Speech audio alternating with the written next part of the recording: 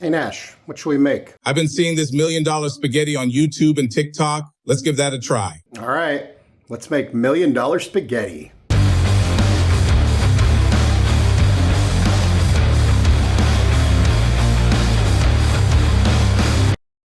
Today, we're making $1 million spaghetti. You know what that is? Because I don't, but I looked it up. I don't understand why it's called $1 million spaghetti. It's been making the rounds for a while. I don't understand the hype at all. So I figured, what better way to find out than on film with you so we can find out together. What's the deal with this $1 million spaghetti? Is it really that good? Or is it just an overhyped recipe? Hey, without further ado, let's go find out. All right, so the first step is to make our spaghetti. So we bring 4 to 6 quarts of water up to a boil. And we put in 1 pound or 16 ounces dried spaghetti noodles. And we're going to cook this till al dente. So for me, that's 10 minutes.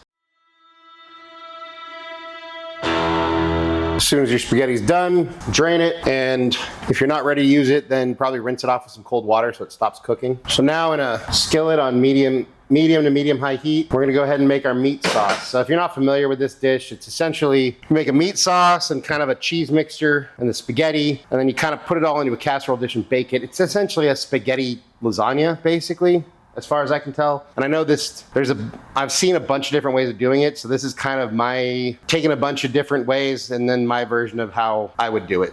But we're on this journey together, so let's find out how it turns out together. All right, so I have a mixture of half a pound of ground beef, half a pound of sausage.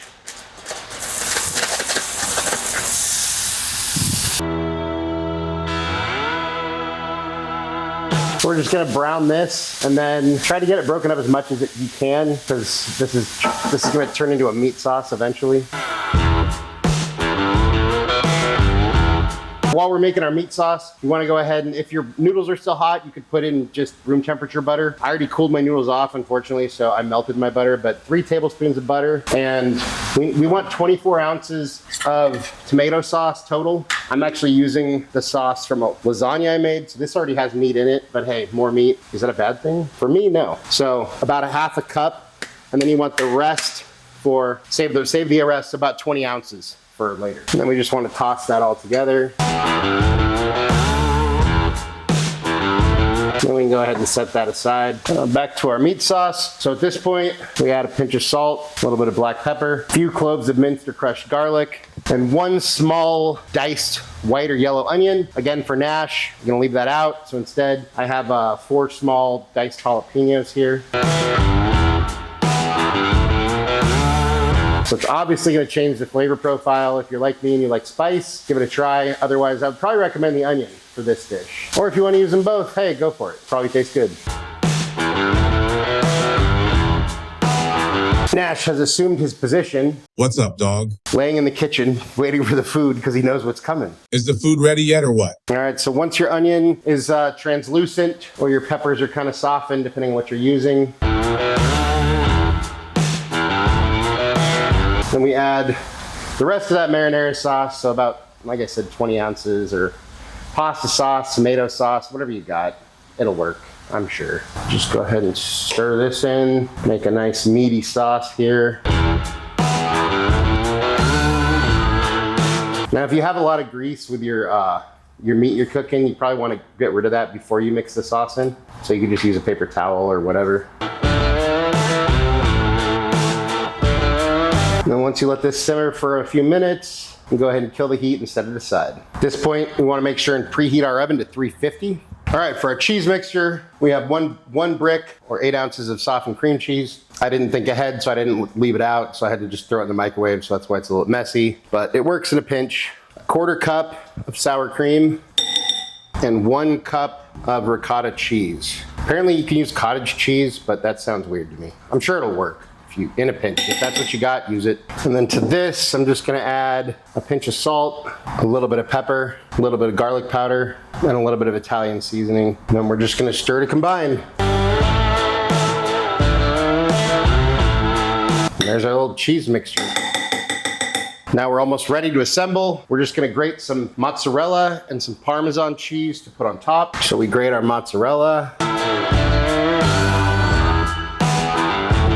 Could you use pre-shredded or pre-grated cheese? Sure. The problem is it has an anti-caking agent on it, so it doesn't melt as well. So I mean, in a pinch, if that's what you got, you know, don't let it keep you from making something. But I've said this many times and I'll say it again, you know, if you can shred your own cheese, you always should shred your own cheese from a block. It's just better that way. And then we grate our Parmesan.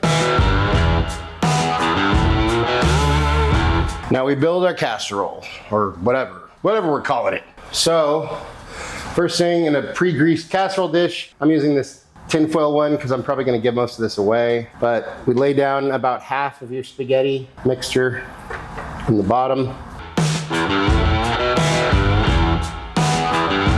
And try and kind of even that out. Then we put down our cheese mixture and we kind of try and even that out as best you can.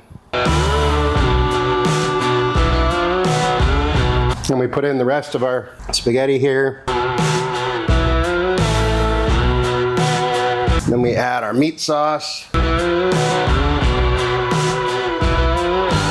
Like I said, it's coming together like a spaghetti lasagna, basically. And then we top this with our mozzarella Parmesan mix.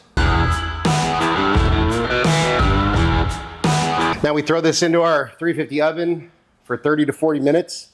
Until the cheese is nice and melted and just a little bit golden brown on top.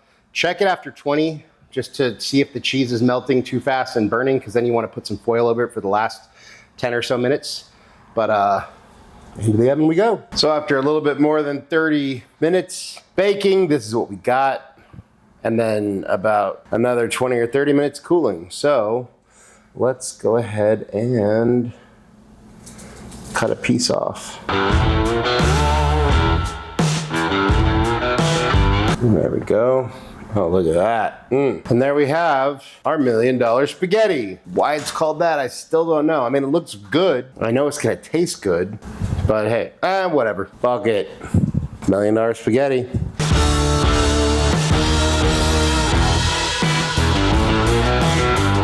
Time for a bite. Cheers.